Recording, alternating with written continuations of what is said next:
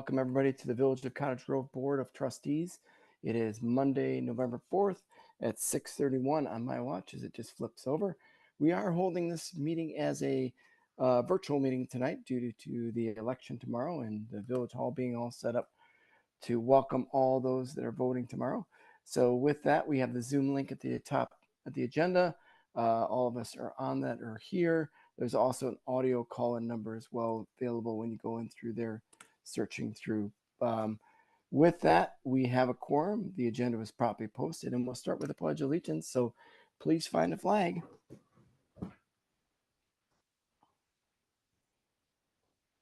I pledge allegiance to the flag of the United States of America and to the republic for which it stands, one nation, under God, indivisible, with liberty and justice for all.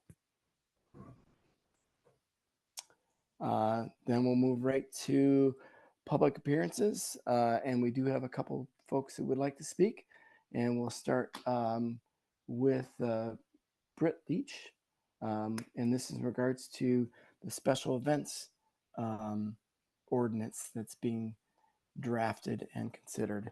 So Britt, I don't know if you want to jump right in. Sure. Hi, everyone. My name is Britt Leach. I'm the Executive Director of the Cottage Grove Chamber of Commerce and also the Director of the Travel Cottage Grove, which is our tourism entity in Cottage Grove. I know I have 3 minutes, so I'll make it short. First and foremost, regarding the special events permit ordinance, just wanted to say, as a longtime Village of Cottage Grove resident, I do appreciate so much what Chief Gary did, and something that we didn't have in this community is now been created, which is wonderful to have something that keeps all emergency services in the Village of Cottage Grove Public Works together, informed with our tourism entity. We are drawing more attention to this community. We are right next to Madison. We are growing. More and more people are messaging me, asking me how I get an event out here. So I appreciate that very much. With that said, so the one event that the Cottage Grove Chamber of Commerce hosts that would need to apply for a special event permit is our Christmas in the Grove Parade, which is an annual event. It has been in the village 15, 20 years. And with that event, it has grown as well. There's more spectators, there's more parade entries. When I first joined this position in 2021, I was pretty much running it without security, which as a mom made me nervous wreck. And then I believe it was 2022, Lieutenant Wagner stepped up and said, "We are going to help you. This is something we got to, all hands on deck." So appreciated that very much. Anyway, so fast forward to our special events permit ordinance that you all are going to consider tonight. We're a nonprofit organization. Our Christmas in the Grove Parade, we don't profit on hardly. We bring in one sponsor, which is Lake Ridge Bank. 2 past chamber presidents have wanted to eliminate the parade because it's a lot of work to host a parade. And when that was happening, the residents of Cottage Grove found out. And of course, we're like, you all are Scrooges. You can't cancel this. This is a huge community event. We love it. So then it got back on the table. I took it over. And it's just a wonderful place for all of us to gather together. And I know many, many folks look forward to it. Therefore, I'll just conclude with, I know on the permit, there is some fees involved, which unfortunately with what we make, which is hardly anything, we wouldn't be able to afford those fees. So I think tonight I'm interested to learn more about some exemptions, some wording that could maybe be changed, and some considerations for some of the events that have been going on in Cottage Grove for many years that bring the community together. So thank you. Appreciate your time. Thanks, Britt. Next, we also have Kevin Lothberg. Kevin also submitted on the same subject. So Kevin, I saw you were on. You want to jump on now?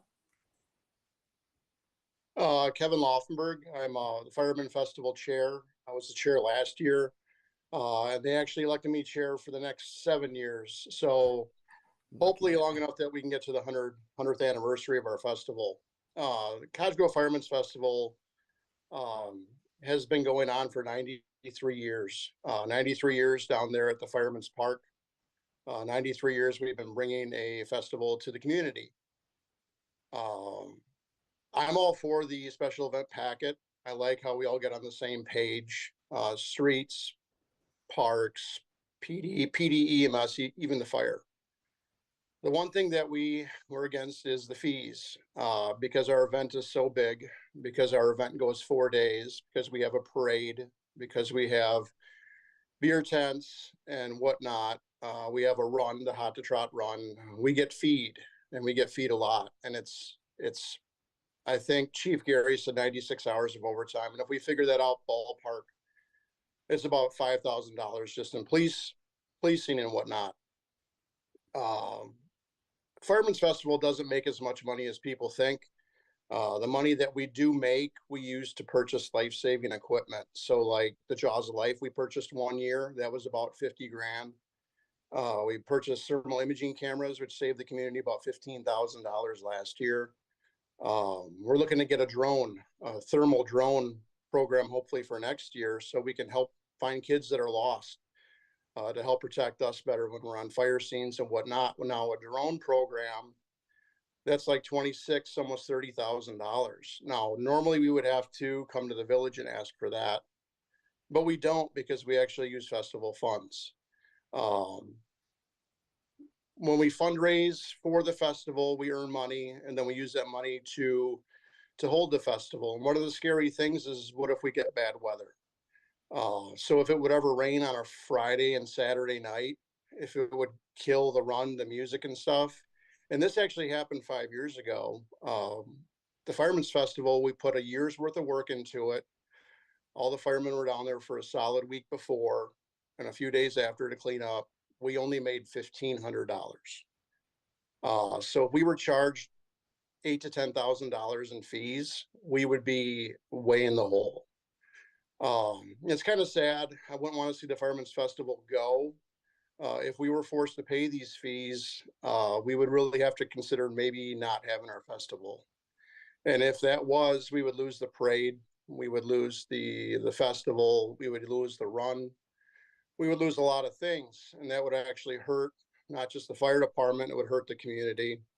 If the same thing happened in Monona last year, but the Lion Shelter, probably Lions Club, they wouldn't have their pancake breakfast. The Boy Scouts wouldn't earn money collecting our cans. The home wouldn't have their funding. There's a lot of other things that, the dominoes would start to fall.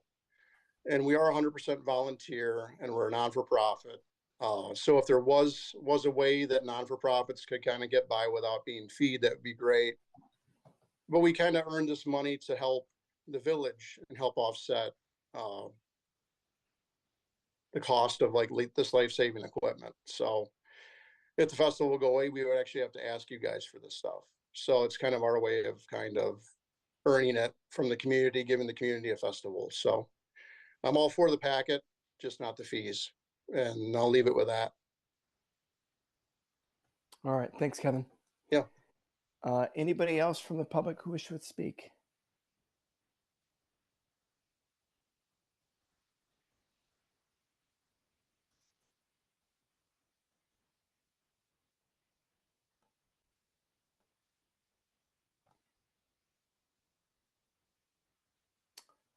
I see Matt. Yep. Have you your hand raised, Matt? Yes. Hi. So Matt Dunning, 303 Forreston Drive, Cottage Grove, in Cottage Grove. I was calling in tonight to voice my concerns over the position regarding the new library. I'd been watching this as it all of a sudden showed up on the agendas for a while. All the meetings for this were pretty much held behind closed doors. No real information was coming out of there whatsoever. And then with a little over 24 hours notice, there was a special session held where the village voted on a vote of 4-2 to move forward with looking at the learning ladder as a potential spot for the library. We know that they did say that it's going to go to referendum and that they're going to have to do a campaign for this, but I have some serious concerns with this regarding the fact that it's already been noted that if we move forward with this, we will immediately exceed our operating cost budgets. That's why we need the referendum. But my concern is on the transparency of this. Is this referendum going to take into account that based on the latest data coming from Ellers, by 2027, we'll be almost $500,000 short and need another referendum that the village is going to have to vote on just to keep our operating costs for what we already have on the budget?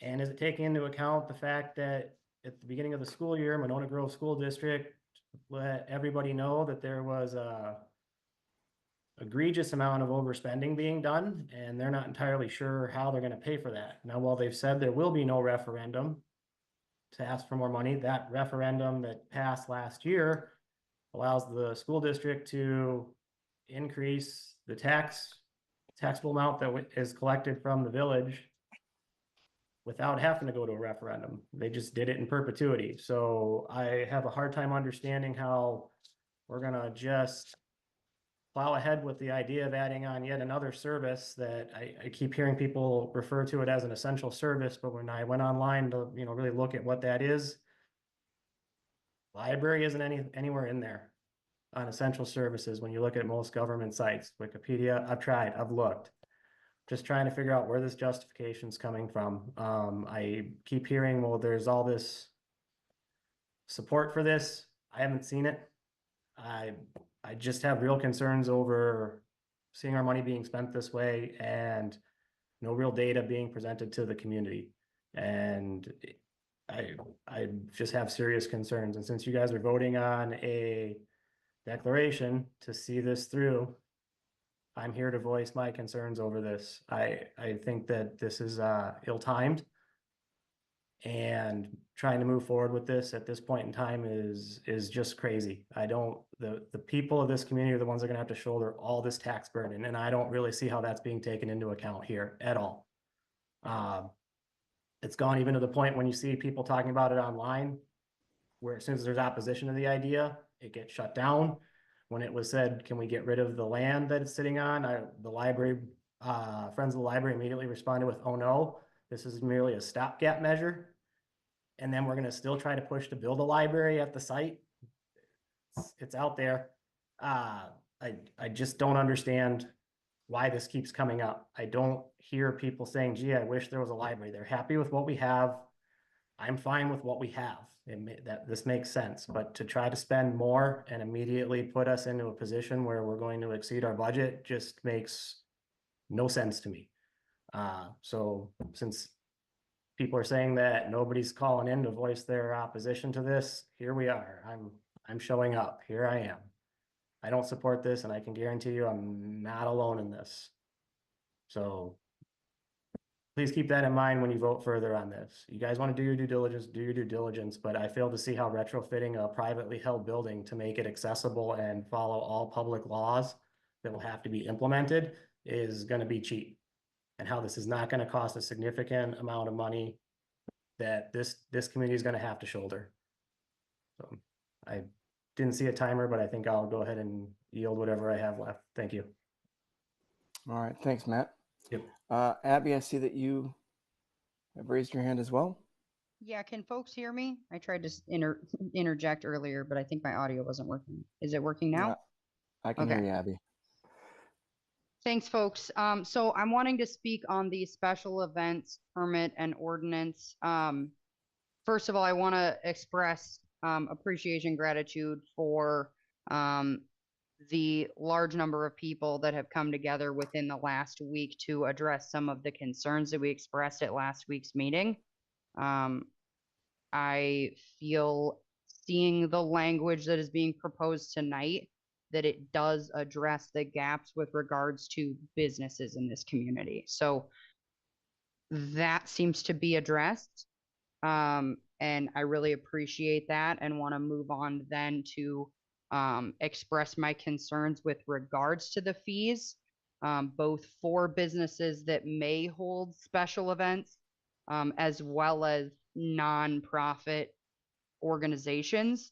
Um, Board member Cindy Kelm Nelson published kind of a memo to the trustees that's part of the packet regarding a possible third class. So the current language shows class 1 and class 2. Class 1, I believe, is with alcohol. Class 2 is without alcohol. And Cindy is proposing adding a potential third class that would allow nonprofits that are registered nonprofit organizations to still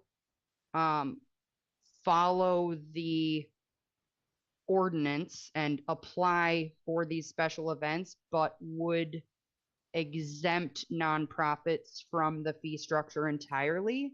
I want to voice my strong support for that. I think that it is black and white, very clear that if our organizations, including our community that puts on parades in this town, have to pay to do that, those events will not happen. And this will cause more damage than good. And I don't think that's the intent of I don't think that's what anybody desires. And I think that Cindy has proposed, I think, a very, very logical way to build upon the language that is already enacted and set forth, including, the revisions that'll be voted on tonight. But by adding a third category for nonprofits, I think you are creating an avenue for the Firemen's Festival, for all of these chamber organizations, for the community at large, to continue to have those events that build community and without some sort of fee exemption, at the very least for nonprofits, those will not happen. People aren't going to come up with money to put on a parade out of their personal pocket, and I don't think they should have to. So I am very much so in favor of adding a third class category, exempting nonprofits from the fee structure. I don't think that we should put in legislation or enact legislation that then we just kind of cherry pick and give sort of, oh, well, the chamber doesn't have to do this. And I think that enacting another class where it defines how these organizations are still participating in, the special events permit to fulfill all of the safety, positive, and communication value out of it, the intention there, but exempting them from the fee structure, I think would be extraordinarily positive. And I'm highly in favor of. All right. Thanks, Abby. Anybody else? I didn't see anybody else raise their hand, but I could be missing it on Zoom. Oh, John, can I jump back in here? I'm so sorry. There was one other question that I forgot to raise, which was that I had something that's not been fully resolved that I meant to ask about, is that we were told that this special events permit would replace the amplified sound permits on an annual basis. And I don't know that there's total clarification, at least on my part, of where that stands. I think it's clear that if there is an event that is meeting the 3 criteria, that it is a special event. Certainly amplified sound is addressed within that permit. However, if something is not a special event and does not meet the category to fall within this ordinance, how will we apply for amplified sound? That is something that is unclear to me. And I guess is a question to pose, because I don't want this legislation to supersede and effectively eliminate something, but then not close that gap. So I don't know if the amplified sound permits will still exist in parallel for things that are not special events, or if that has gone away entirely. And if that has gone away entirely, how do I do that? All right, well, not the appropriate section to do this, but we'll address that, Abby, yet tonight with Thank you. legal. With that, then we'll move on to discuss and consider our meeting minutes from the regular village board meeting held on October 21st and on October 28th. Any questions, comments in regards to the meeting minutes as presented or edits from board members?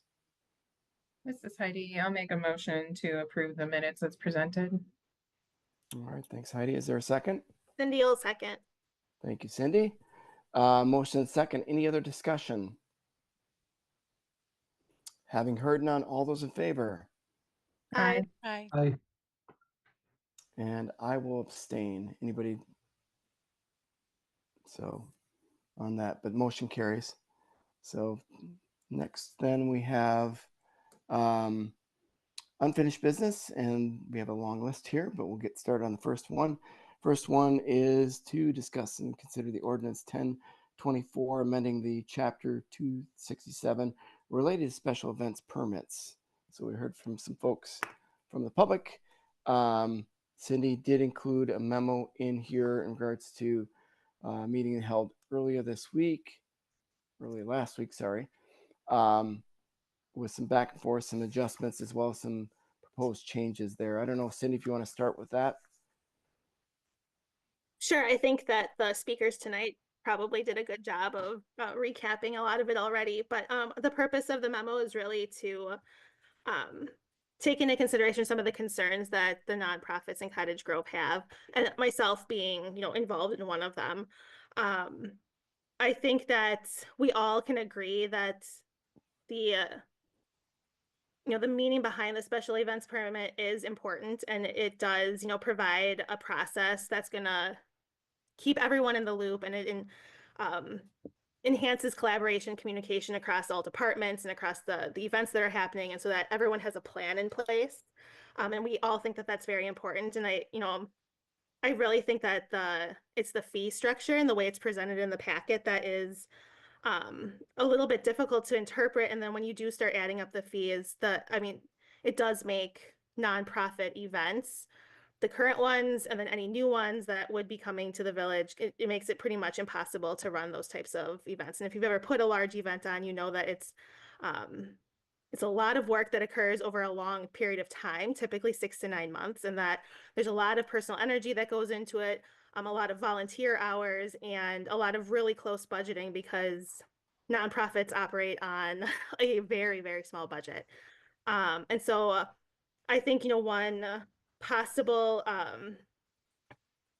the addition of the class 3 is a possible kind of maybe bridge between, the village and these nonprofits. And I'd like the board to maybe consider adding this language to the ordinance and to the special event permit. Obviously mine is very wordy and I try to get all the ideas out. But I think that it encompasses a lot of what we were feeling, and, maybe kind of meets in the middle a little bit. I think we do also have to have a discussion about the cost of service, because there is a cost to village departments when we are putting on these events, and they need to factor in, personnel and overtime budgeting, and that's something that this board, we need to consider that as well. Again, it's a cost. It's weighing the costs and the benefits. There's a cost to putting these events on, but there's also a tremendous amount of benefits to the community in terms of community engagement, but also bringing new people into the community, new events. It's keeping Cottage Grove first. It's kind of all the things that we're all about. And so I think that there needs to be, some type of balance. So I'll stop rambling.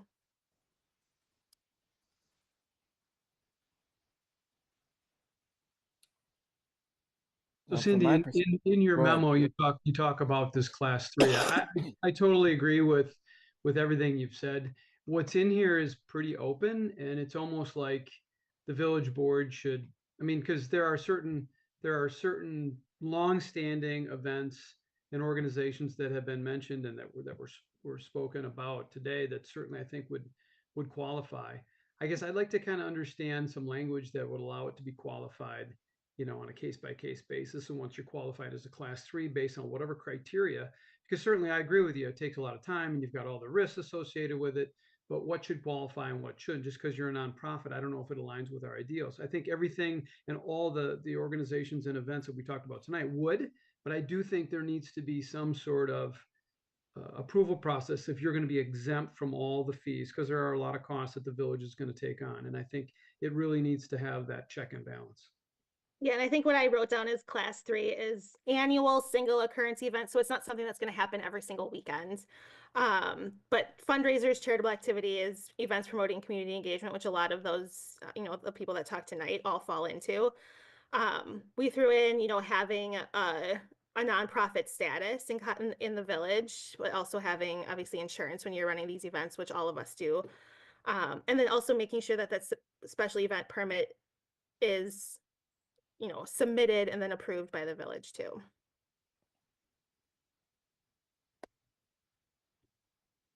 If I could provide some comments, I guess, unless other trustees have comments or questions. Go ahead, Rick. Yeah, I guess this is just a policy question for the board. If there is interest in doing a class 3 event, that's certainly something we can look into. I would recommend making the criteria as objective as possible, simply because we don't want to get into arbitrary distinctions about who's paying fees and who's not. And there are some things in here that I would just want to do a little bit more research on, because it's a question of when we're treating classes of people differently, or different organizations, different classes, there are constitutional issues there potentially. So we just have to make sure that we're complying with the legal requirements if we're going to be making these distinctions, and make it as objective as possible, so there's not this sort of arbitrary decision making about who gets exemption and who doesn't. So if there's interest in evaluating sort of this third class, that's something that we can work on. It's just going to take a little bit of research to figure out the best way to make it happen.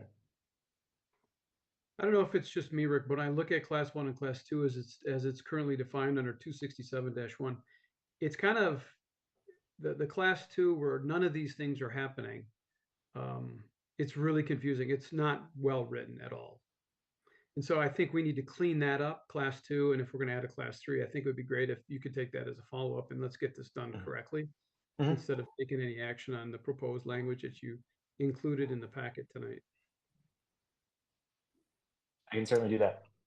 And then Rick, to Abby had the question about sound amplification. I think I know the answer, but I'll let you tell the entire group here what that is. Yeah, the way that I was envisioning it is like when you apply for a special event permit and there's going to be amplified music, I was interpreting that as sort of like one application process.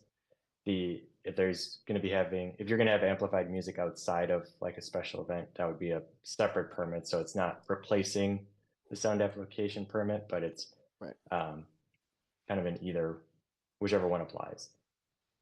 Right. That's what I thought too.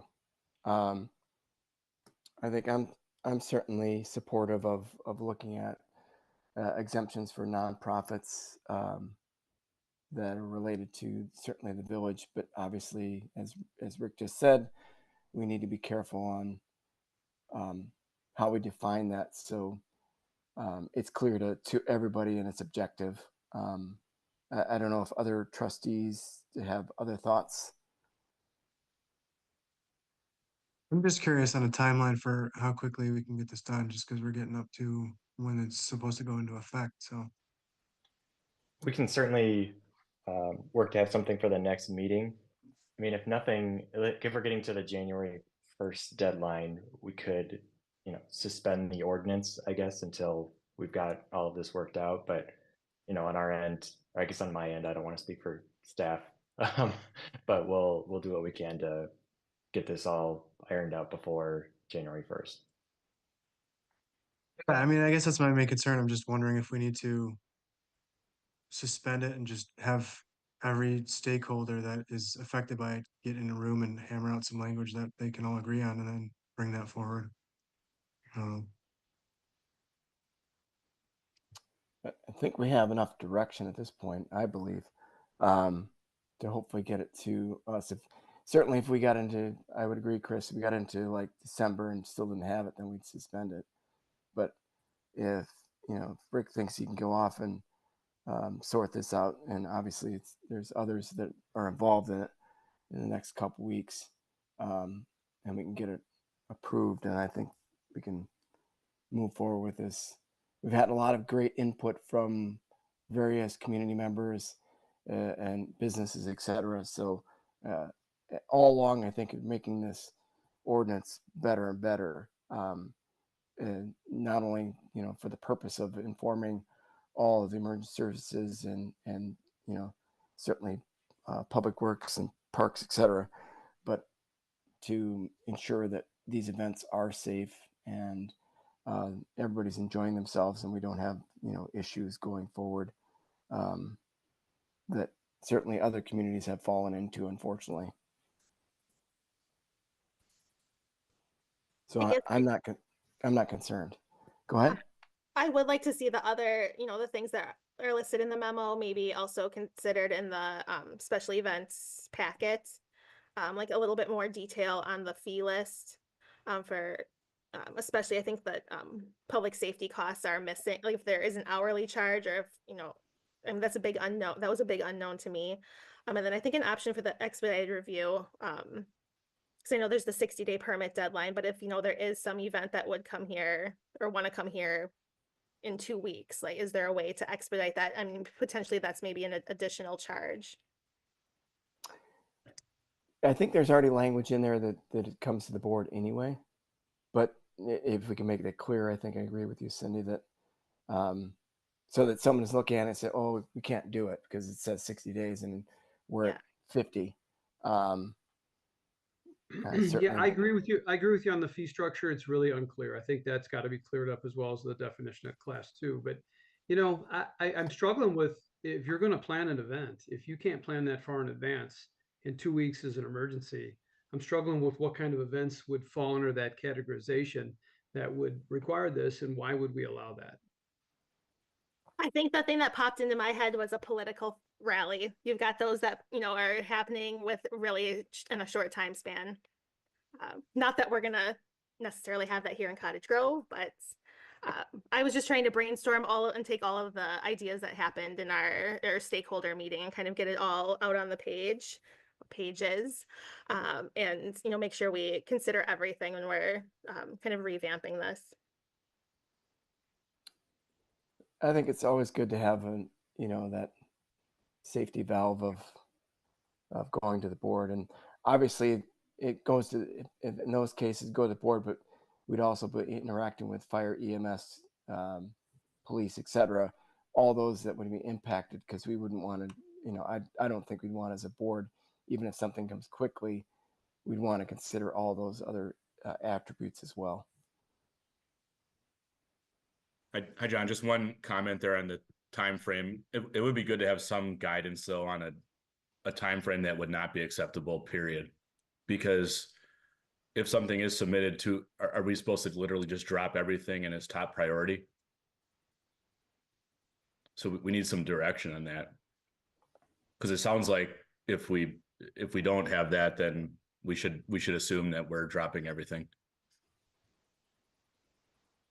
No, I'm fine with sticking with the 60 days. I'm just saying that in some cases where you have something that's 55 or whatever, that there has to be a consideration.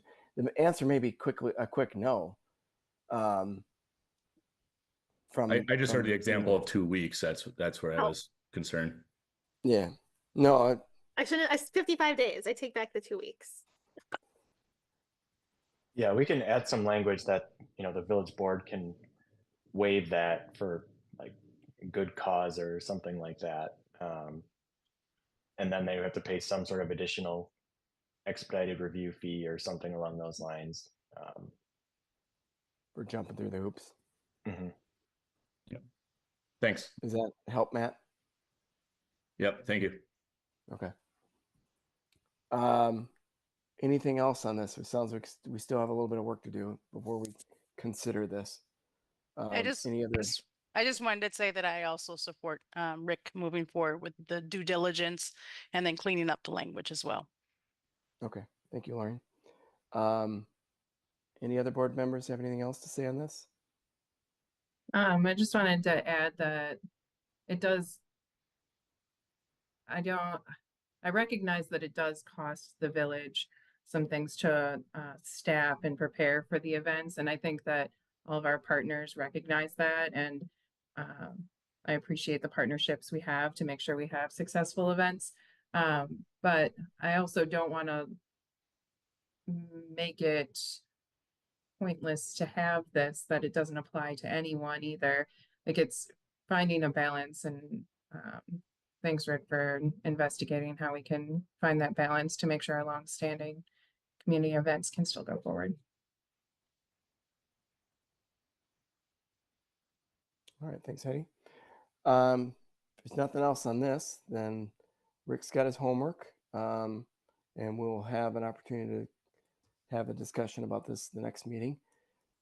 With that, then we have the village architect report regarding the public information meeting that was held last week on the new police station, and discuss the project timeline, next steps.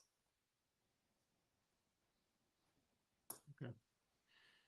Hello, Mike Zilke. I'm the architect on the new police station. So I just want to give you a quick understanding of where we're at today. So as of last week, the police department project is at the end of schematic design phase. So this phase really looks at the big design picture, including the floor plan, how the building is sited, what's the overall design image. So we're kind of looking on a big swath of stuff at this point. So last Tuesday, we had our first public information meeting, first of two, and it was held at probably the appropriate time that we did. So the meeting was intended to be kind of more of an interactive approach. So what we did is we created 4 boards and kind of placed them around the village hall.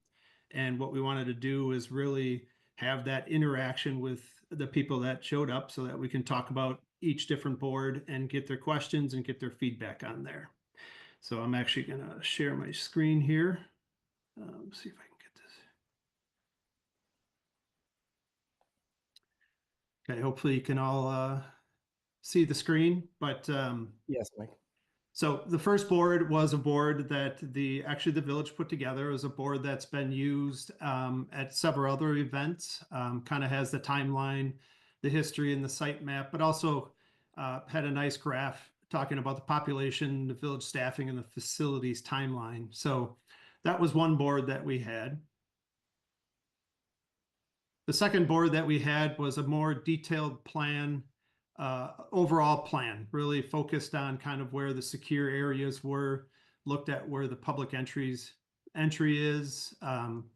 It also had a bunch of sketches and design, kind of give people kind of the process of, where we started, how we got here, had other little tidbits on daylighting, a little bit on the community room uses as well. And this is a board that the chief kind of stood by a lot and, garnered some questions as well.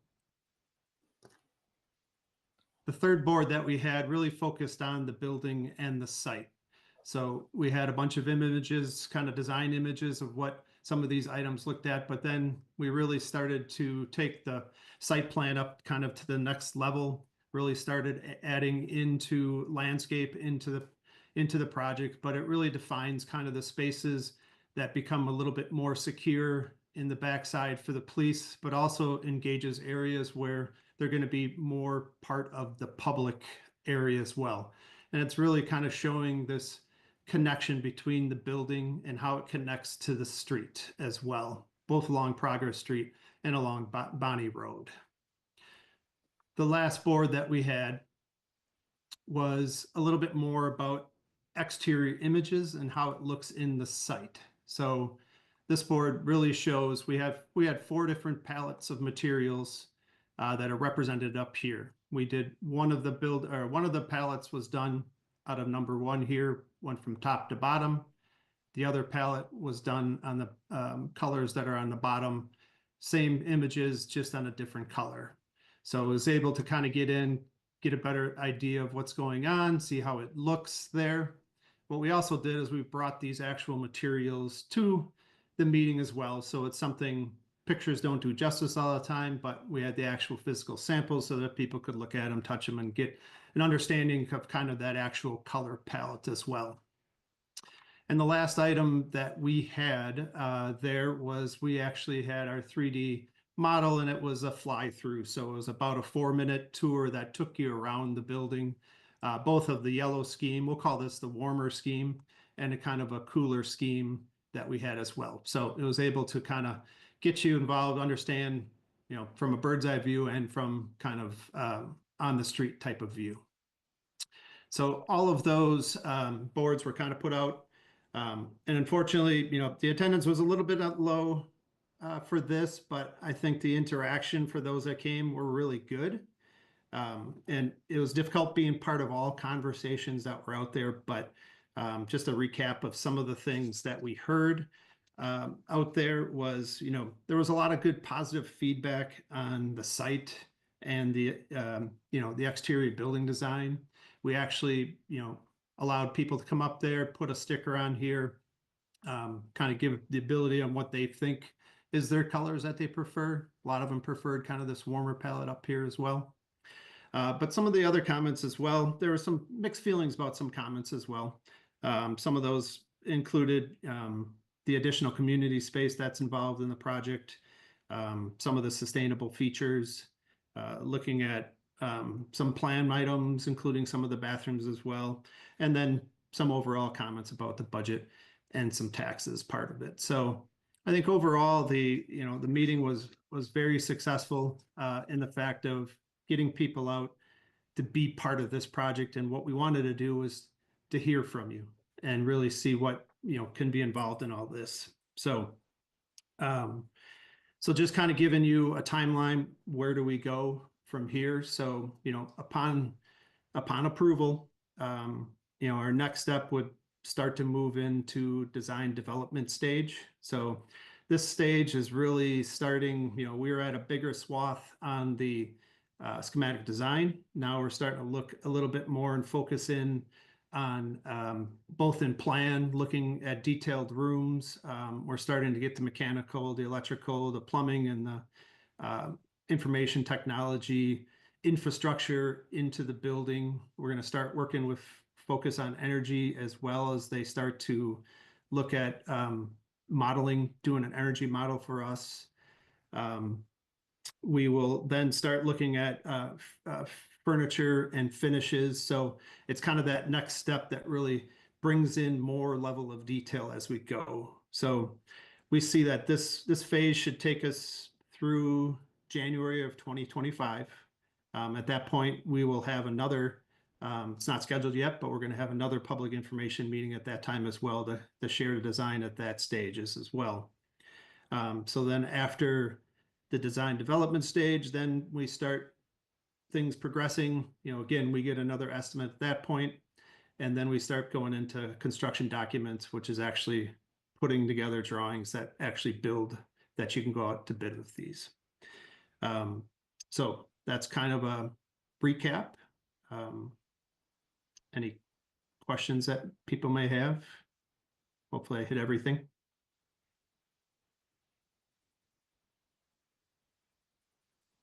In the agenda, there was discussed project timeline and next steps. So what are the major milestones that are like on the near term here? Well, we are, the major milestone right now is we're kind of after schematic design. We've got estimates on this one. So our next step is approval from the village to move forward into design development. Through that stage, once we, you know, that'll come up in January, but we're also going to, you know, there's other things that we need to do within there. You know, we'll go to the boards for a site plan review on all this as well.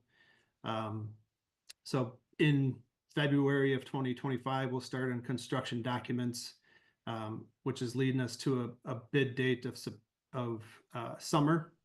And along there, we'll have to go through a state review for the architecture and mechanical and the plumbing as well. So there's various points that we have, and those are the big milestones that we hit. And at every one of these stages, we get an estimate completed by our third party to make sure that we are on budget. So those are kind of some of the milestones we have in there, but there's little points as we go as well we're trying to hit.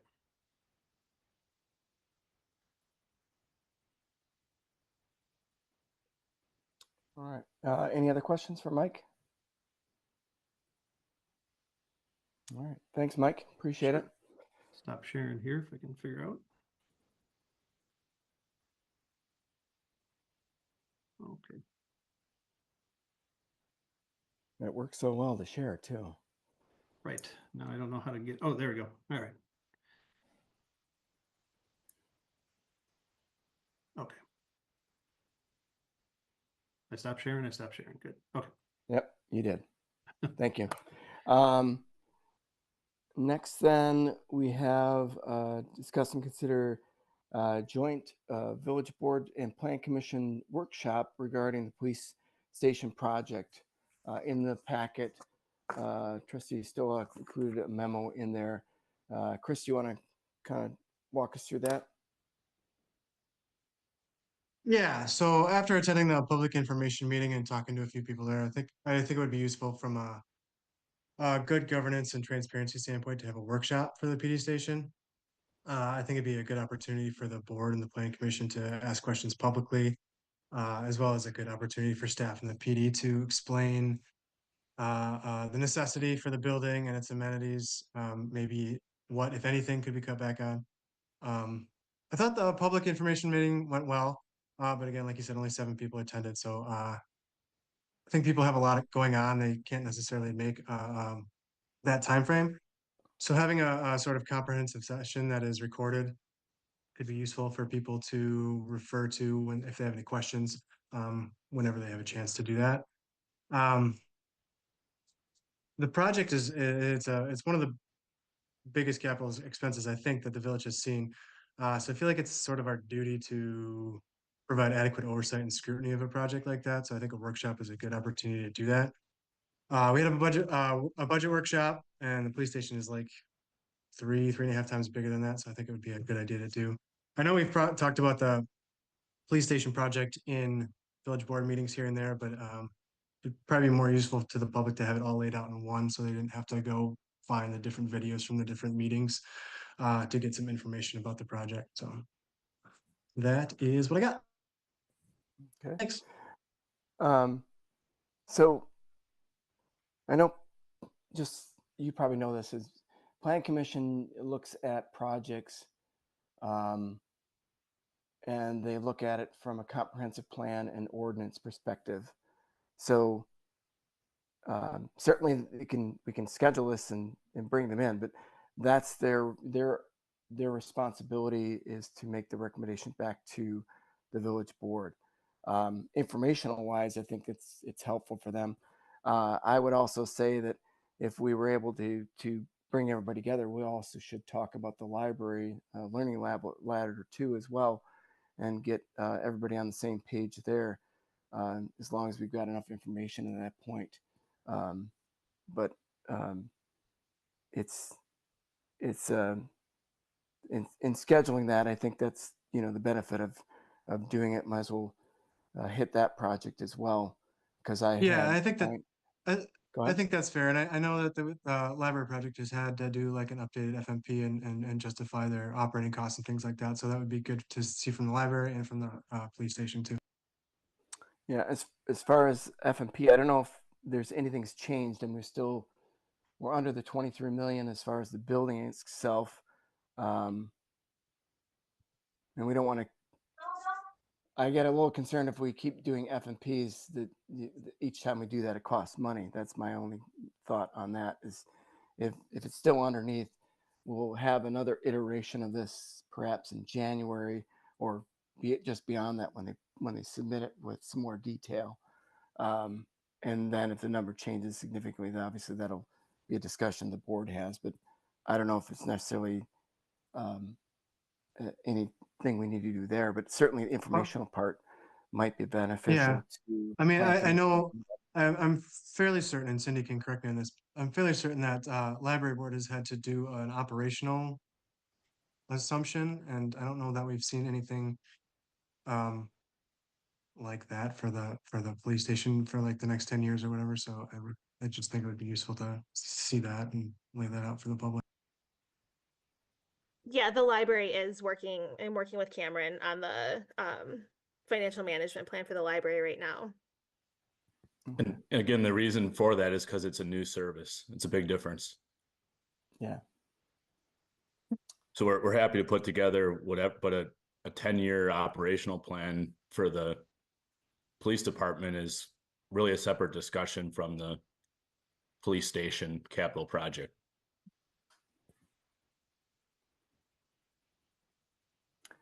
Yeah, obviously that building's very efficient toward everything else, so it's probably a minimal adjustment operating. We already have all the staff, all the cars, etc.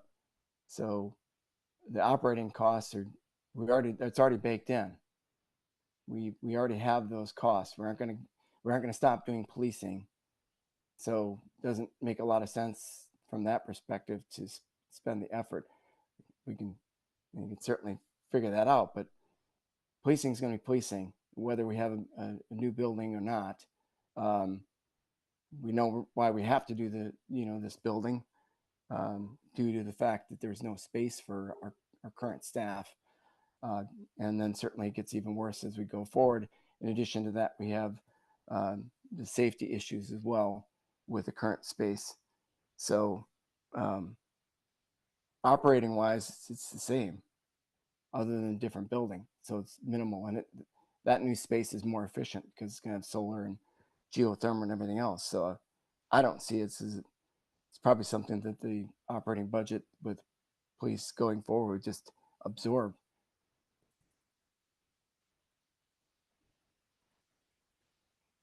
I think we've been talking about facilities for many years. We started out with the facilities study on, what MSB and Village Hall and Bonnie Road could serve.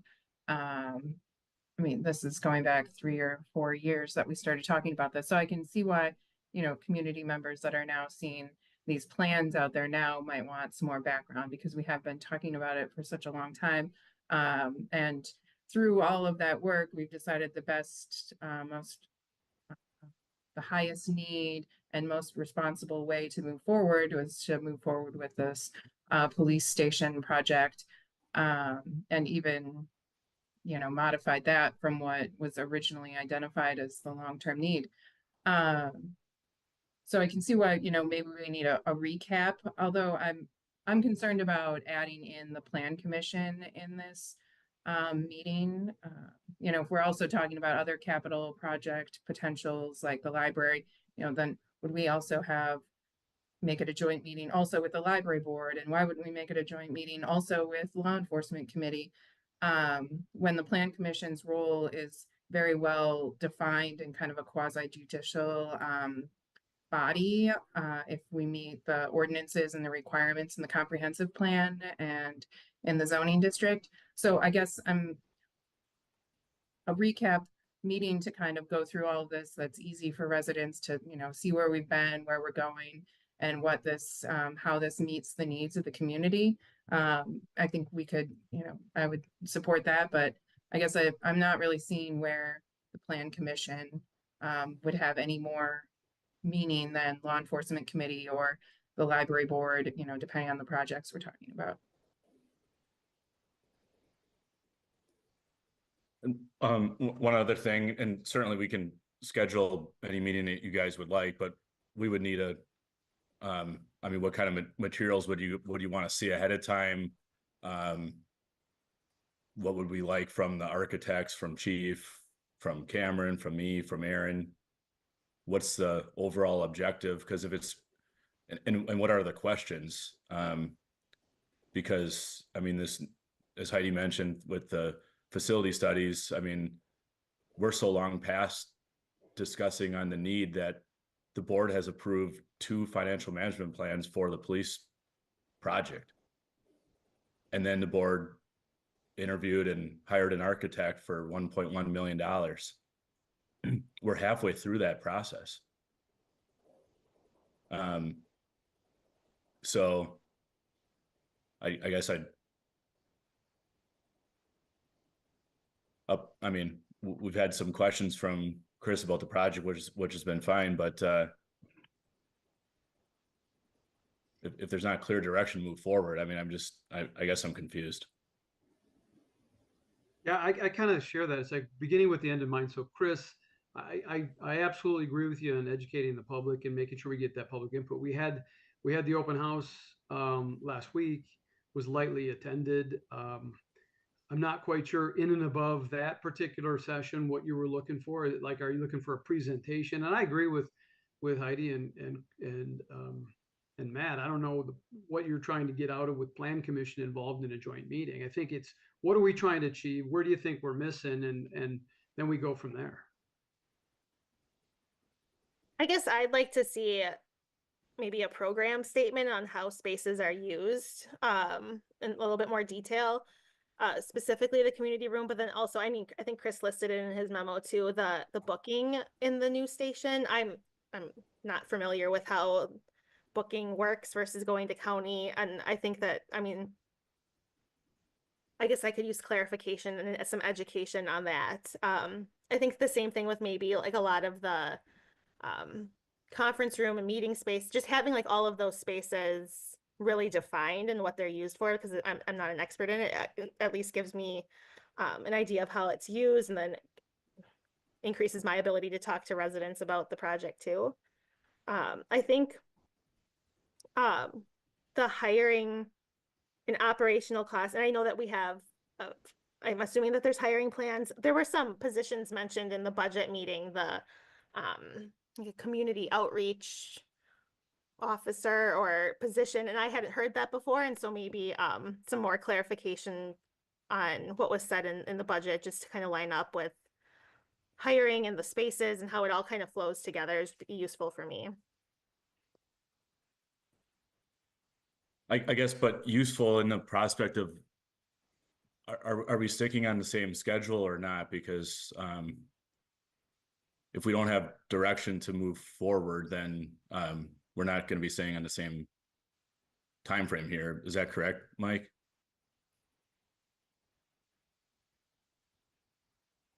Sorry, that'd be correct. I mean, it depends on what we're talking about here, but yes. You know, there is built-in time in the schedule for the review. We put in 3 weeks. That's what it's intended for. And schedules always change.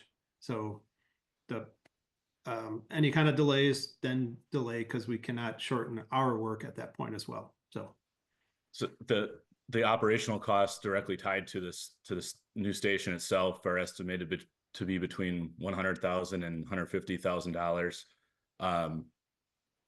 That can be absorbed in the budget, with police department planning to delay a hiring or hire one less officer in a given year. So that level of cost is not a major concern. The other personnel related costs, I guess I would not tie those to a new station, because Chief, you can speak to if you'd like to, but I presume you'll be requesting officers and this staffing regardless of a facility. It'll just be a space crunch and potential security and service issues. That's what it comes down to. So at the end of the day, I mean, the project is almost $2 million under budget. We're able to implement this project with about a $60 tax impact to the average resident. That should all be good news. So again, I guess I'm confused. Yeah, so Cindy, you talked about the spaces. During the open house, I talked to Chief about exactly that. What is this space for? What is it? So maybe an FAQ or some sort of narrative from the chief explaining line by line, exactly, or space by space, what it's for, why it's there, what the future is. I mean, if any of you guys have been through the existing municipal services building and where we have a police station, it's a joke in terms of how a growing community utilizes space and has the levels of security that that building does not provide. I mean, I think it's imperative that we move forward. I think the question is, what other community input do we need? And you know, if you don't have your questions answered, that's a problem. So we need to get that addressed. So I guess to me, could I jump in? I kind of want to hear from Chris again, kind of hearing the feedback from other village board members. Where do you stand with this, and where would you like to go? Well, I generally don't care if we don't include plan commission. I was just trying to be inclusive of the people that are involved in this process. So if we don't have them along, that's fine with me.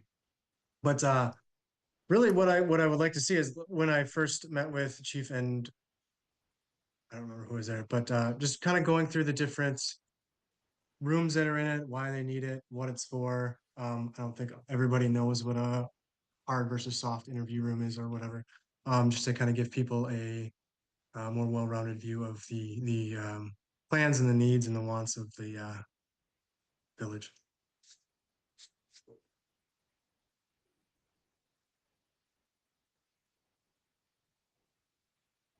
all right. So now it sounds like more of a discussion or at the board level here, just addressing some of these questions that have been brought up this evening, not necessarily needing to involve plan commission. Plan commission will see this at some point, certainly to do their work that they need to do as well. So we're at least at that point. You know, as far as certainly I'm concerned, we need to move forward with this facility. It's been timed in such a way to make as minimal impact to taxpayers by retiring, you know, capital at a point, as well as, you know, retiring a TID as well. And so that timing is been done for a reason to do this. We haven't made investments in any facility since 2010, although we've almost doubled in size since then. So clearly, we need to move forward as a community some way. And through all this research and the effort over the last multiple years, this was the best approach, as Heidi said earlier, for us to move forward. We approved this as a board, other than Laureen, in March. Laureen, I obviously got up to speed after she joined. So unless I'm hearing otherwise, I assume we're not pulling off or anything to address Matt's concern. We're moving ahead. We just have some questions about what rooms are used for what, and I mean, depending on the answers we get, I don't think that removing things should be off the table. I don't know if that would happen, but I wouldn't want to completely take that off the table. I'm saying we're moving forward with the project is what I was saying, not removing. Chris, are you looking to reduce the scope of the project based on user data or, you know, justification? Yeah. I think revising the FAQ for the public would be maybe helpful too. So the scope's already been reduced. To have an FAQ that kind of addresses some of the concerns that I'm hearing here, right?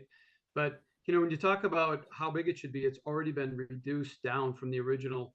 Like I want to say it was a 10-year plan, right, or 20-year plan, whatever it was. So you start talking about reducing it, and at the end of the day, it needs to be modular, and we need to add. So I think it starts with the FAQ and going through the spaces that are there right now and why they need to be there, what they're used for, and then I guess, you know, if there are further questions from that, we can talk about addressing those. But I certainly struggle with, we've already reduced it. At some point, it's not going to be something that meets the needs of a growing community. It's going to be stagnant.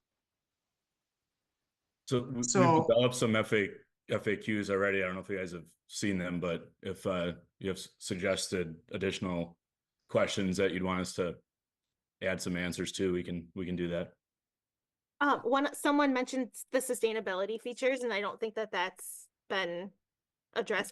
John, I think you said we're doing geothermal and solar, and I was just Those are options, yes. okay. So I think maybe that's something that the public would be also, and I would be interested in seeing that plan and how it fits in with our village goals. Yeah. And the feedback, at least that I heard at the public information meeting, was mostly positive on the sustainability features. There was, I believe, one comment that requested that the solar be taken off the roof or removed from the project entirely. Yes, I I guess have- what, go ahead. Go ahead. I've spoken enough. I'll wait. I do have some concerns about generally us. Of course, we're an oversight board that wants to responsibly spend taxpayer money on a facility that will serve us for a long time in a financially responsible way that meets the needs of the department and community. But I'm certainly not an expert in, how the police department flows through their daily operations, or an architect that, designs things in a certain way due to efficiencies, or, they're professionals in this industry. So I guess I'm unclear of what the end is us as outside non-professionals. Like, we already tried to retrofit a building to fit a need that it wasn't designed for. I would hate for us to make this an unworkable space. I guess we hired the architects to design for our needs, so that's not that we shouldn't see the reason behind or get more explanation on why things are a certain way, but I guess I'm just concerned about the path we could potentially go on. Yeah, I get that. I mean, at the end of the day, I just think it's a $20.7 million. I think it deserves a higher level of scrutiny from the board. I mean, we were hemming and hawing over 40 grand for strategic planning, and I think this deserves a little more thought. I had something else to say, and it Sorry, slipped my Chris. mind. I appreciate that, but that's why staff makes it such a point to implore the board to not approve a financial management plan that has projects that you are not fully scrutinizing in the year one or year two of a 10-year plan, because at the end of the day, the village is already halfway into $1.1 million on this now, and staff's been out at community events, the marketplace days, community night out, the first public information meeting. This has been probably on this facilities topic, and through the various FMPs and board meetings, countless agendas. At some point, you got to just move forward, and certainly we can do this, additional meeting, but if someone else comes forward after that, what do we say then? Are we going to meet again? I mean, it's just, that's why I just go back to confusion from a staff perspective. But it sounds like we can stay on schedule, and yeah, as long as we have whatever questions we need for chief or the architects to address at the meeting.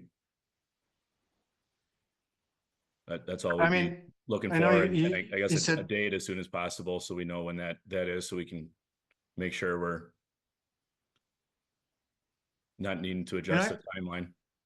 Yeah, I mean, you said we had already put $1.1 million into it, but I think that's a bit of a sunken cost fallacy. I don't think we should worry about the money we already put into it. I think we should make sure that we are having as much oversight as we can so that we get it absolutely right. And Heidi spoke about the architects designing this for needs and stuff. And I think it would be useful to have a meeting to show that these are absolute needs for the station.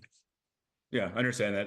That's why I'm also saying let's not approve a financial management plan 2 years in a row that includes this project in there, which is based on facility needs that have been studied and reviewed by the board. This is, I mean, this is sort of what I was talking about when I was asking about it several months ago. What I said then was I want to talk about it now so that down the road, I'm not told it's too late. And now it's down the road and now I'm being told it's too late. So Well, Chris, I guess if you could outline or articulate, what are your concerns? Is it that you want the public to know more about it? Is it questions that you have about it? What is it? And then we can map out it's a what bit we of, need to do, because it might be yeah, as simple as a meeting, and then we can have the architect and chief go through it in excruciating detail, and you can ask the questions then. I'm unclear on what you're trying to accomplish. yeah, I think it's a bit of both. I mean, I've had meetings and I've asked about why we need this or that, but that's not available for the public to watch, so it'd be useful if there was something for the public to reference, to understand why we need 4 interview rooms or whatever it is. I don't have the plans in front of me. Or 2 booking areas, what the difference is between bringing someone into the news station versus the old way of just taking them to county, why we need a booking station for that or whatever. I'm sorry, chief, I'm not exactly sure the differences there. And talk about the different rooms and just see the justification for why they're needed, and if that justification is found lacking by the board, maybe that's something that we could excise from the plan and cut back on the scope a little bit. And I guess what's I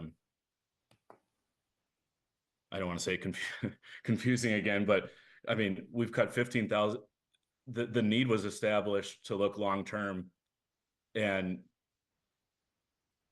15,000 square feet was cut out of that need that we paid architects to look into. I mean, that was unrealistic from the So it beginning. could be cut further. But I don't know how much. I don't know how much further, and that's fine. But again,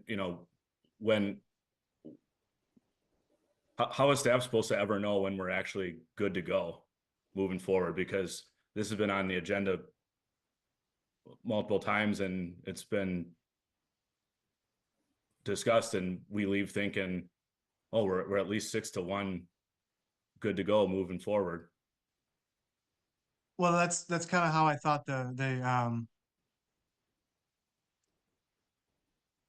thing that I put on the agenda, special meeting, would end as we would come to a consensus on things and be good to go from there. I don't know if it would need ultimate final approval after that at a board meeting or not, but that's just kind of what I was thinking.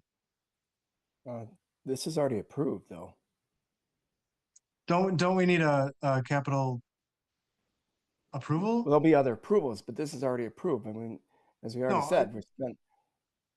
It's in the financial management plan. It's projected to come in under that. I mean, ultimately, technically speaking, I mean, the board has to award a bid next year. The board would have to approve borrowing, but at that point, it would be difficult to pull back.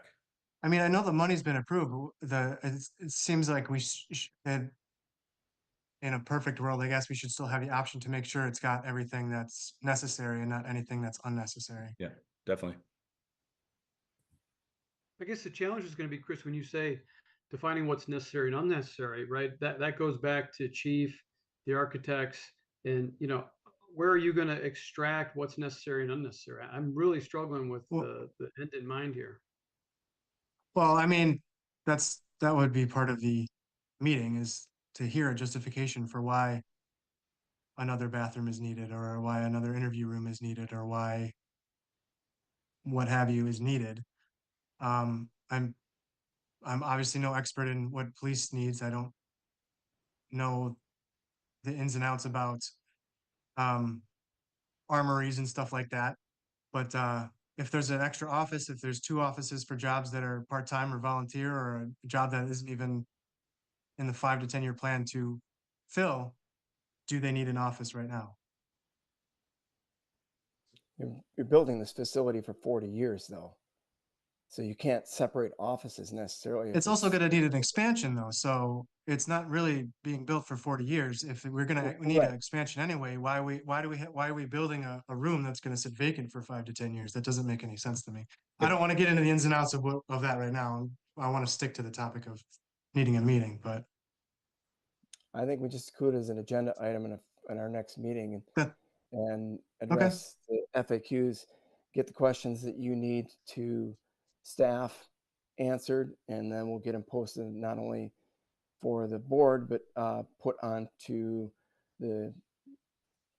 our website on the project page where there's already a FAQ list, and it can just, as every FAQ does, it'll grow with that, and there's another location for folks to get information. yeah, I mean, I don't really have a problem with it being on a board meeting. I was just hesitant to make any potential board meetings go longer than they need to do. But the only thing I would ask if we do it on a board meeting is if we'd be able to cut out the part where we talk about that, just so that there's a solo video for people to reference it. They don't have to search through an entire 2-3 hour YouTube video to find it. I'm sure we can manage that and put it on the project page. Or we could at least reference the time that it starts and stops or something like that. I don't know. Yeah, that works too. Yeah. Yep. Anything else on this subject?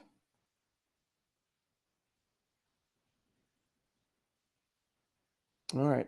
Next, then we have discuss and consider 2024-26 resolution support of Cottage Grove Library due diligence process. Cindy, I'm assuming you and the library board Sure. put this together. This is me. So this resolution is basically a necessary document for the capital campaign, which we're kind of putting together a lot of the documents right now, which the capital campaign's ultimate goal is then to offset funds and lower the associated debt associated with the project. This resolution, obviously, it's not binding, but it's a summary of the board actions that have taken place kind of over the last 2 years of work. We had a resolution in 2022 that summarized the first portion of the work.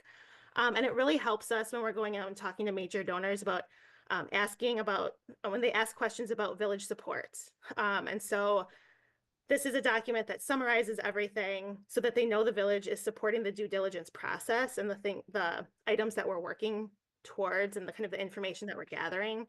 And then hopefully this makes sense to the donors, and then it's very easy for them to say yes to giving us a gift.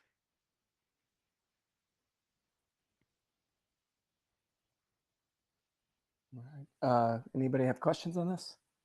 Yeah, I do. I think it's really concerning, Cindy, because what's in here, there's a lot of stretches to the truth, right? We don't have the voter feedback. We had the voter feedback in 2008. We've had other feedback. I've talked to people. You saw a gentleman today. We've had a lot of people speaking in for it in the past. We've had people speaking against.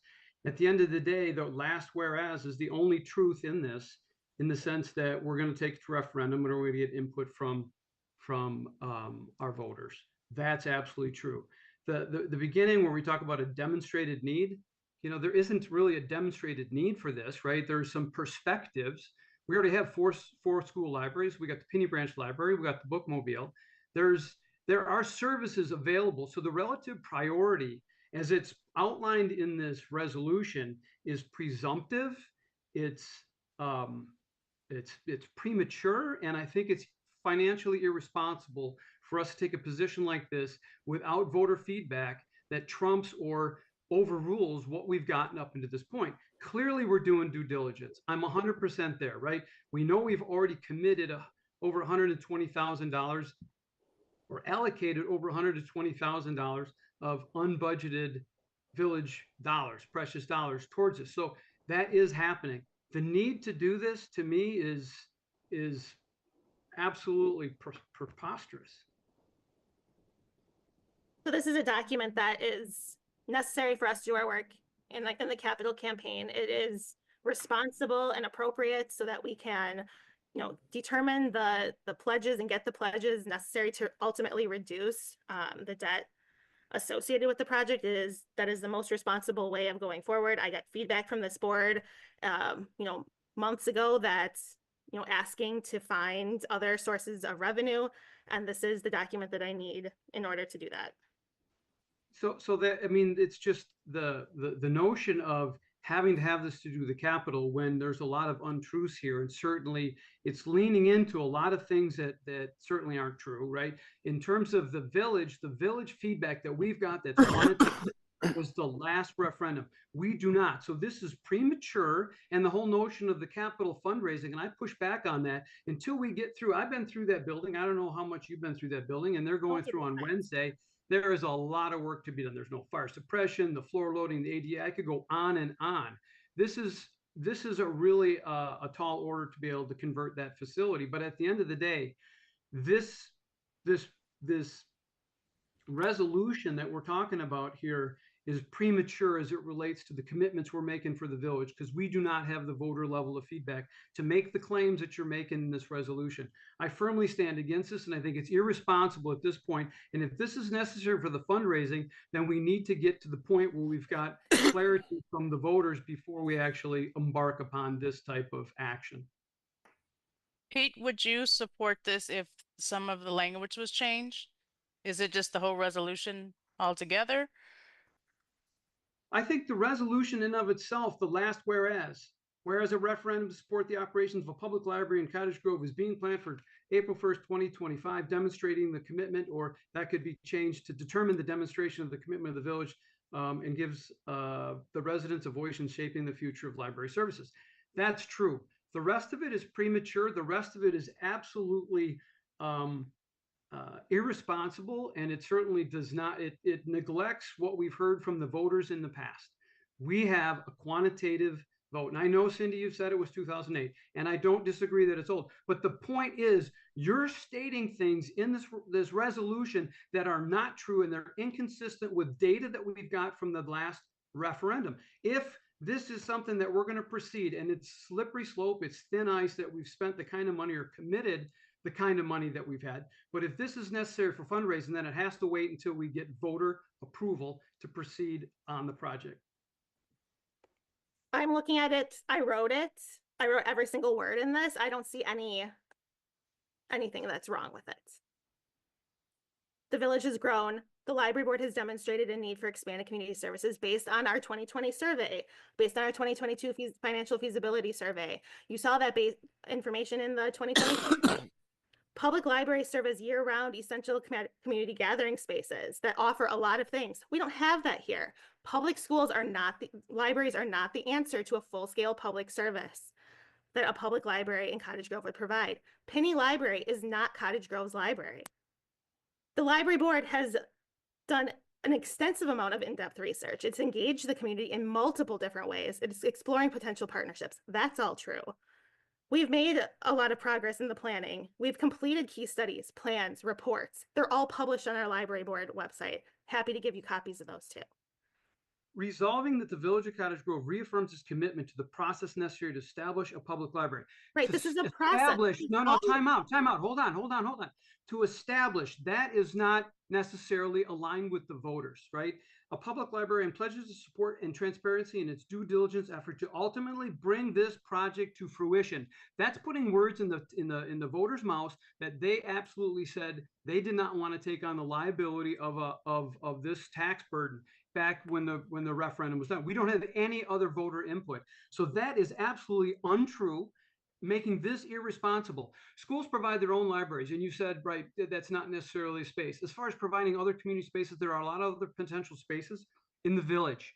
We've got Village Hall, potentially, the Municipal Services Building, when the police station is built, there's space in there.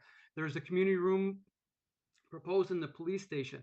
There's additional meeting space available at a lot of locations. Wisconsin Bank and Trust has a conference room. Lake Ridge Bank has a conference room. Flynn Hall is available. Oakstone has a conference room. BB Jacks has 3 rooms that can be used for public events. So like many communities, levy limits are presenting challenges in maintaining existing services. Village staff has worked really hard on solutions to delay or avoiding an operating referendum just to keep existing services. The Village of Cottage Grove already has the highest property tax rate in Eastern Dane County. You cannot ignore that. the school district is in financial trouble and now is not on financial stable footings. And so we're going down this path and we don't have the quantitative voter support. The relative priority of adding the cost to build and operate a brick and mortar library. I'm 100% aligned with the library services and the program that's been done. I think it's fantastic community additions and support. But at the end of the day, the relative priority to build this brick and mortar has got to be up to the voter, Cindy. And this is leaning into things that we are not in a position to make. The village board has already made significant financial commitments on the due diligence process. So there's no purpose for this resolution from that vantage point. This is presumptive, premature, and insulting to voters without feedback on this initiative. That's, I think, where I'm at. If there is a motion on this to approve the resolution, I demand a roll call vote. I think this is pretty standard language for a resolution like this. We, as the village board, we were voted in by the voters and we act as their voice. So saying that we want to pledge this in support and transparency due diligence efforts to ultimately bring this project to fruition. I mean, as a village board, we're the voice of the community. So if this is approved, I would say that the voice of the community is heard. So what I'm hearing is in the whereas with the April 1st, 2025, I'll change the language to determine the commitment, and then I will strike in the second to last one to ultimately bring this project to fruition. And I'll just go with its due diligence efforts and encourages residents to engage in the library development process. I think that those meet some of Pete's concerns. I believe it is a discuss and consider. And again, I would like to to see reemphasize that this is a document that is necessary for a lot of the due diligence work that we're working for right now that ultimately reduce the costs associated with this project. Cindy, could you go over those changes again, please? So I'm going to change, so after April 1st, 2025, instead of demonstrating, I'll change to determine the commitment of the village. And then in the second to last, now therefore it be resolved, after efforts, I'll strike the to ultimately bring this project to fruition. That seems reasonable to me. I'd make the motion to approve the resolution with the changes as Cindy suggested. I think those are good changes. I'll second. All right, we have a motion second. Pete, you asked for a roll call, so we'll do a roll call. Yeah, I'd like to make one final comment. I still am struggling with the first whereas as it relates to the demonstrating need. The demonstrated the need is a perspective of a subgroup of people. There are a lot of people in this community that I've spoken with that don't necessarily have the shared feeling that a demonstrated need for a brick and mortar, right? In terms of some of the things that the library board has done in terms of some of the library programming, I'm fine with that. I think it really adds a lot to the community. The need for a brick and mortar library has been communicated to us in the previous referendum that there isn't a demonstrated need for a brick and mortar library. So I struggle with that as well. So that's the final comment I have. And I'll just add that maybe we can revisit the 2020 survey that initiated the entire last 4 years of the process that showed that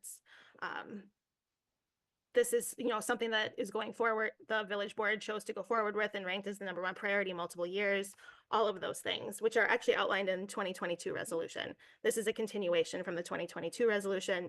Again, due diligence process, moving things forward. And it goes back to surveys. You've said it before as far as surveys and the ability to leverage the feedback from surveys and how that survey was done. I could argue a couple elements of that aren't applicable. But again, I've made my perspective known, and that's my last comment. If I could add another comment that if we could change would anyone else think we could change the first whereas, including exploration of a brick and mortar public library instead of including access to? I'm not sure if that changes any opinions on that, since we have been exploring. It certainly makes the document more truthful. There's a lot of truth in it. I can add that if Chris wants to remake his motion. I was a second. Or sorry. So including, sorry, Heidi, that was you. Yep. It's Heidi. Including exploration of a brick and mortar public library. Is that all right if I amend my motion to include that change also? I'll still second that.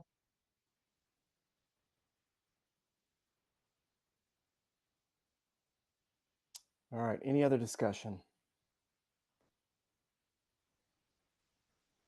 Lisa? All right, Dahl, Nay. Gage, Aye. Cal Nelson, Murphy, Aye. Stoa, Yes. Valencia, and Williams. Aye, with the changes.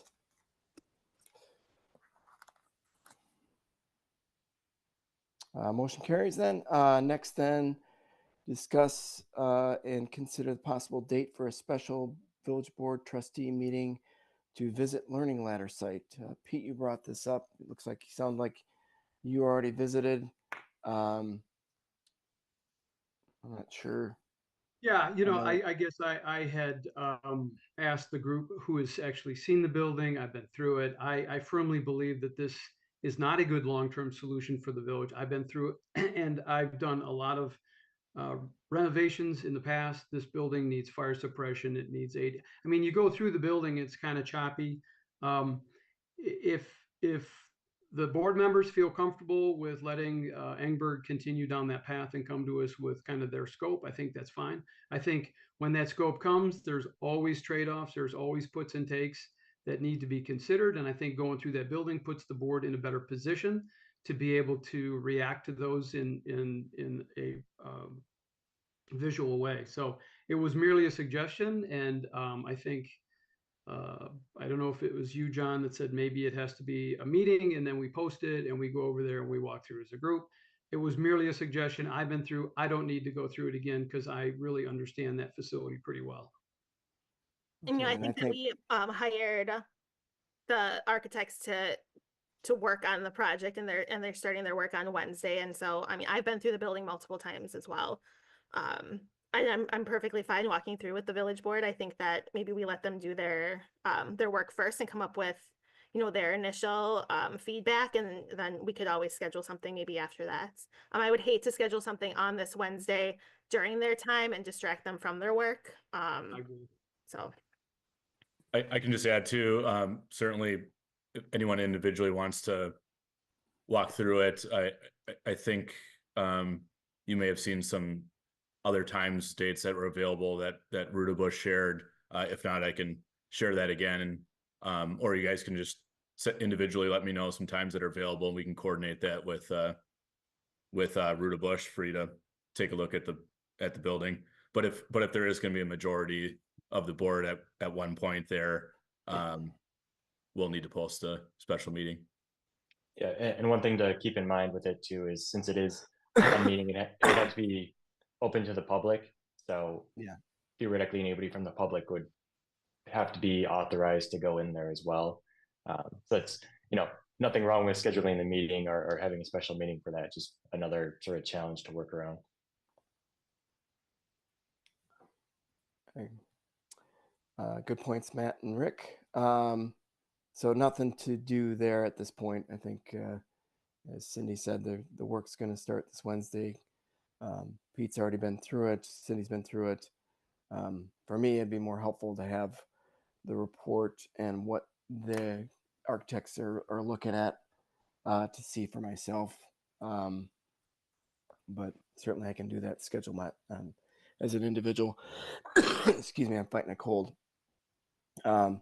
So if there's nothing else on that, we'll move to new business. In this case, annual review of the village consultants and service providers, city and village's mutual insurance company. And we have somebody on for.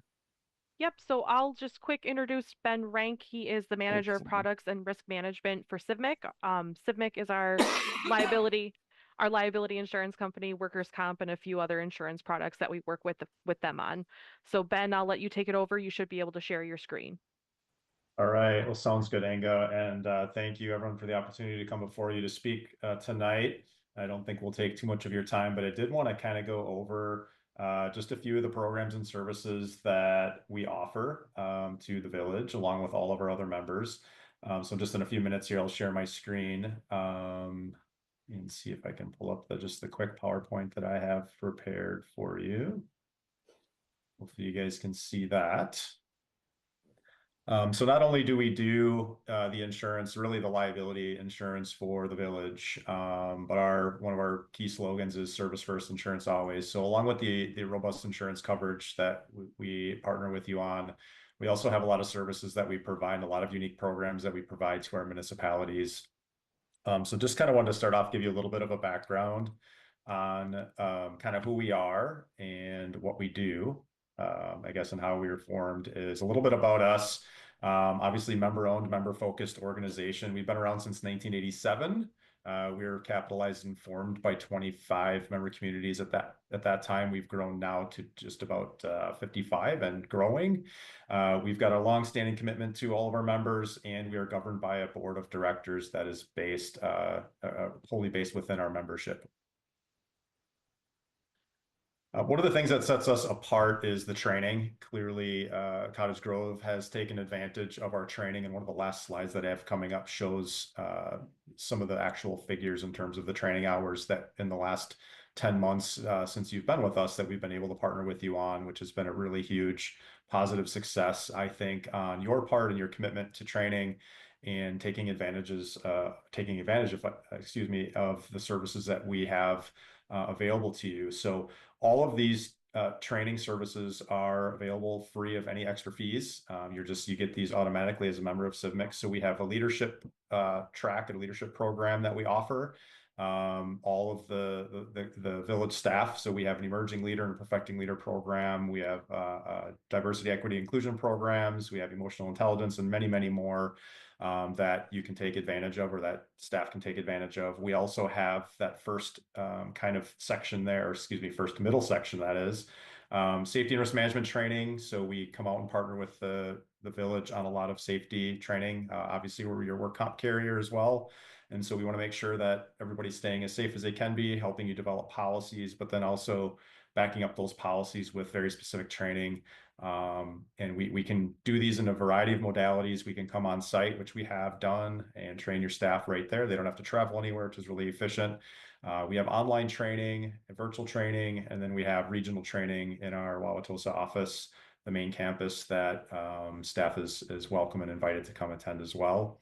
And then lastly, the HR related training, anything from fair labor standards to FMLA. We have a dedicated HR advisor assigned to Cottage Grove, along with a safety and risk management specialist and a work comp specialist that handles your account with us. And we work very closely with village staff to make sure that all of your needs are being met, and that if there is a specific training request or a specific training need from any of your departments, that we're looking at filling that gap and making sure that we're providing the best information that we can when it's needed by the village. Next up, we have something called a risk reimbursement program, which is fairly unique for an insurance company to provide, I think. At least that's been my experience. We offer $5,000 per calendar year to Cottage Grove to basically buy any types of safety equipment, any training services you might need. It could be even for consulting services. Just a couple examples there in the middle that you've seen some of our members that have taken advantage of.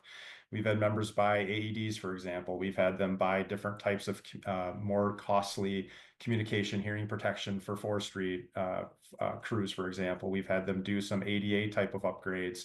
And so with $10,000 of approved receipts, it's a 50-50 grant fund match. You get $5,000 in direct funds back from us every year, which is a really unique program. I went into the system today, looked at your account. It looks like you guys took advantage of that full $5,000, which is great to see for 2024. That will reset on January 1st. You'll have another $5,000 of funding available through us. And we work really closely with just the staff and making sure that those receipts are put in on time and they're approved, and we get that funding back to you once you hit that $5,000 mark. We also have something called the Member Innovation Award. This is where we have really cool things going on in our 55 members. Cottage Grove is no different, where you might be going out and doing some really unique things that are mitigating your risks. we don't want to just keep that within the village. We want to make sure that our other members are taking advantage of that as well and enjoying the benefits of those. So one of the things that we have is again, it's called this innovation award, where you can submit in.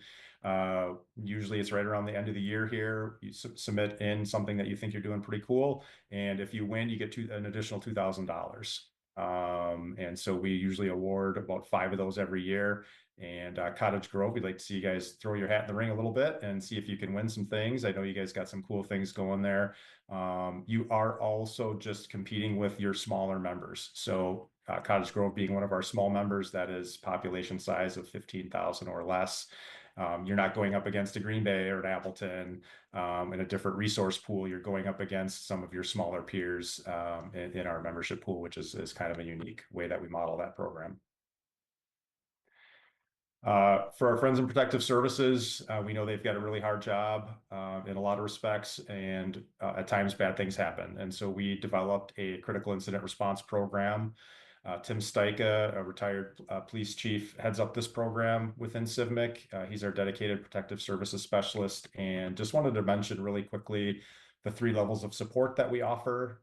Should there be a critical incident in the village, heaven forbid that would ever happen, but if there is, we offer not only just the civil legal support through our partners at Stafford and Rosenbaum. You get the first 5 hours at no cost. CIVMIC sponsors that. You get some legal guidance through those first critical hours through a critical incident. You also get media relations support through Sam Hall and Annie Schwartz, and 24 access to them. And then lastly, and very importantly, is the mental health support for those that might be involved. So if you're talking law enforcement, officer involved shooting, or you might be talking just a really bad accident that occurred on a fire and EMS call, that might be something. We've even extended it in some cases to public works and other departments that may have stress induced trauma and some of what they might be dealing with as well. So that's been a really unique, successful program for us, and we're happy to partner with our membership on that as well. One of the things that we've been really bolstering is our cyber support. We know that public entities are targets for a lot of bad actors out there. So we partnered starting in 2024 with Tokyo Marine. They actually are your cyber liability insurance carrier. So that is not a coverage placed through CIVMIC. We use our buying power to go out to the market and get a carrier that specializes in that type of coverage. And so we have partnered with Tokyo Marine. CIVMIC pays 100% of that premium on your behalf. So you don't pay 1 cent toward the premium to get you covered there.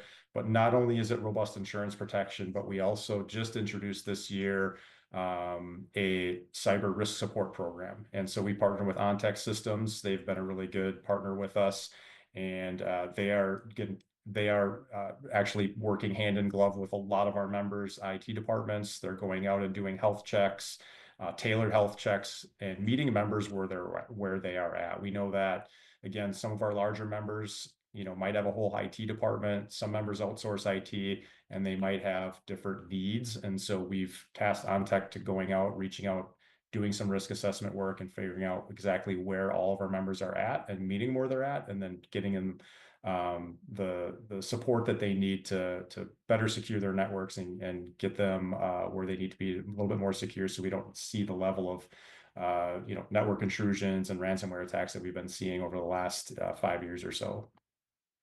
So that's been pretty exciting to see that grow.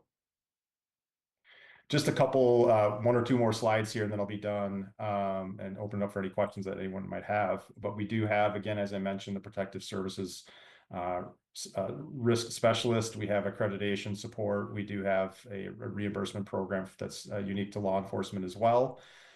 We have an origami risk program that is more of an on-demand, in-house system, if you will, that you can process claims. So a lot of times staff can go on, they can view the claims in their entirety. They can look at what claims are reserved at. They can produce their own loss runs and that type of thing. So that's been a really nice enhancement. And then lastly is the NeoGov Suite, the HR software that we purchase on behalf of all our members. So more from a learning management system. If you're looking at going out and doing some recruiting, this is just a really handy way to make this an online electronic process.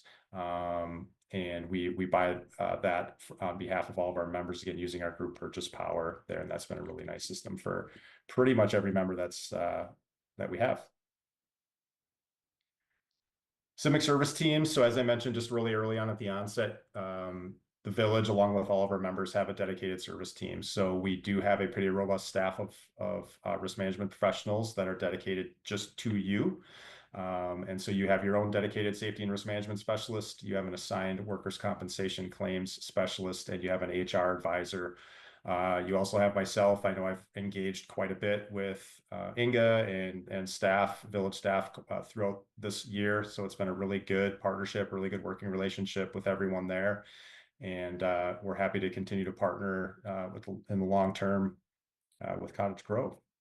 And the last slide that I'll end with is just in the about just over 10 months of relationship that we've had. You guys signed on with us as of 1/1/2024. We've had over 20 different touch points already this year. With those 20 different touch points, we track a lot of that in our blueprint system. We've had 40 hours of direct service between our service team. In addition to that, we've had 6 hours of on or offsite consulting. That just might be a variety of different questions or risk management questions or contract reviews. We had 22 staff hours that were dedicated directly to Cottage Grove staff. That would be either virtually on site or at our Wauwatosa campus. And we were able to complete one comprehensive facility inspection. So I was told from the loss control staff that they've got already some more cool things planned in 2025, and we're really excited about that. So, but I'll just leave. I think we did mail out some civic services guides to the village. If you guys, I'm not sure if you have those available, but that would just summarize a lot of what I talked about today. And happy to continue to partner with you. Looking forward to continue partnership with Cottage Grove. So with that, I'll pause and see if there's any questions. Just quick, the service guides that you referenced, I do have those, so I'll make sure that the village board gets those either at the next meeting or before. Oh, perfect. Yeah, thank you. Any questions for Ben?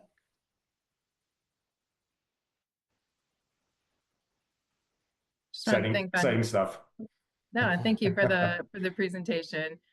Since we're newer with you, I know we went through all of it in the proposals of changing, but it was helpful to go through again all the services you provide. So I appreciate it. Thank you. Yeah, take advantage, leverage us as a partner. We very much view Cottage Grove, along with all of our members, as a strategic partner. We want to be there to help you. We want to walk alongside you in your challenges and be able to assist you in any way that we can.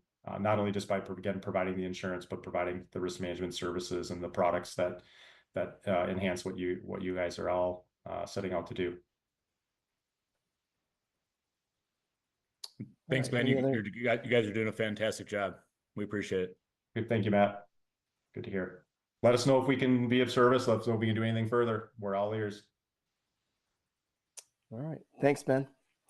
There's nothing else, then we'll move on. Next, then, we have discuss and consider resolution 2024-25, recognizing November as Native American Heritage Month. So, I don't know if there's any questions or comments there.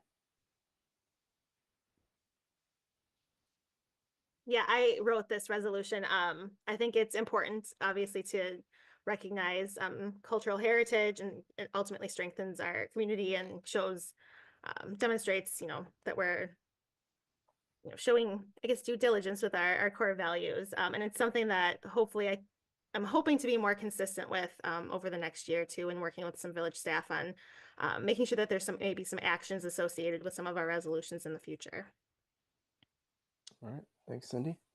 And if you see on Story Walk, there's a little nugget there about some of the history of Native Americans' involvement in Cottage Grove. There is. You've got 2 weeks left to look at the Story Walk. And the library board did approve a land acknowledgement statement. And we have that at all of our programs now, too. Thanks, Cindy. Any questions regarding the resolution? Comments?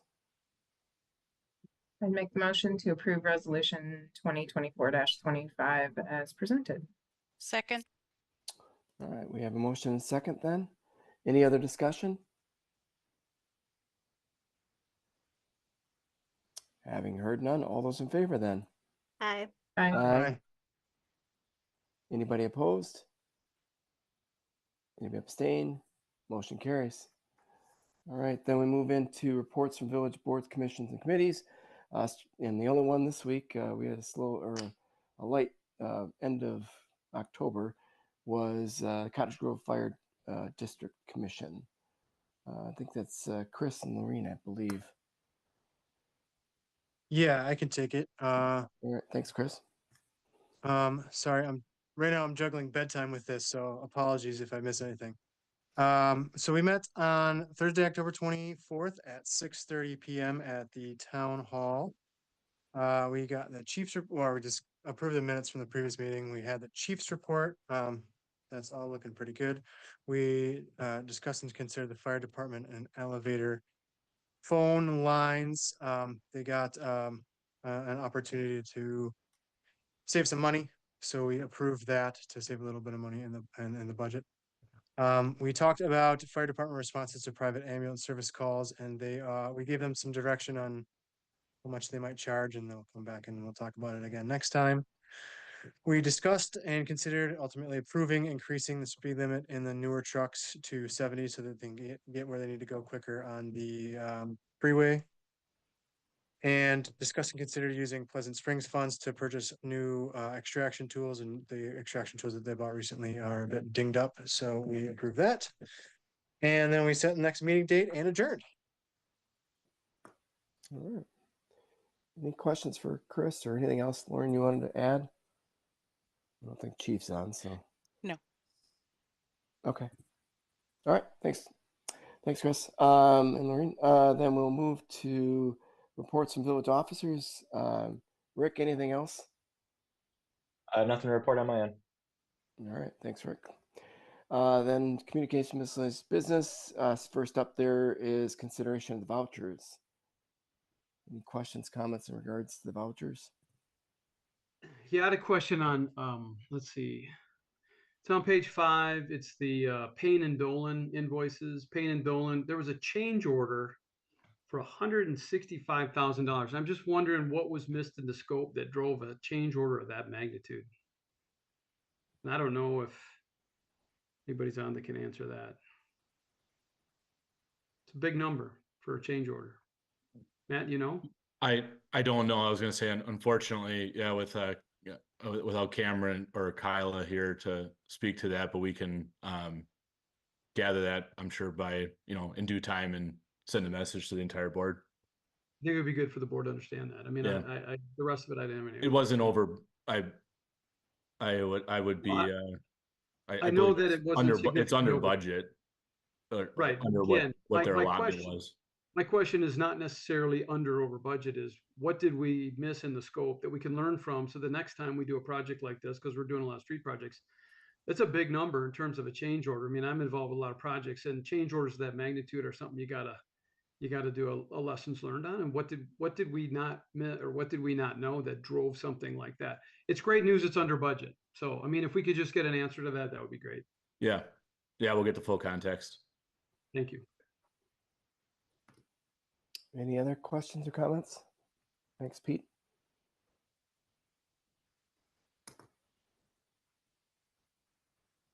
A motion to approve the bills as presented.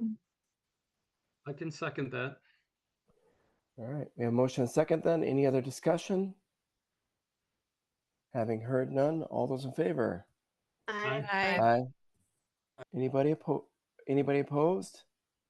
Any abstain? Motion carries. Next thing, correspondence. I didn't have anything, but any other board member have anything related to correspondence they need to want to share? All right. Upcoming community events. I know before we know it, December will be here, and I don't even want to say that. So that would be Christmas in the Grove for the first weekend of December. I know that's going on. There's all kinds of activities at schools, the parade, etc., related to that. But I don't know if anybody else has anything else they want to highlight.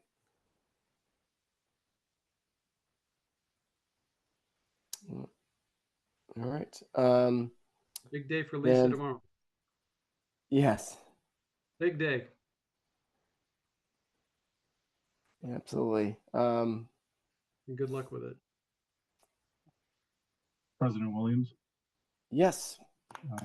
We do have a community blood drive this Saturday here at the MSP building from 9 a.m. to 2 p.m. I do believe it is.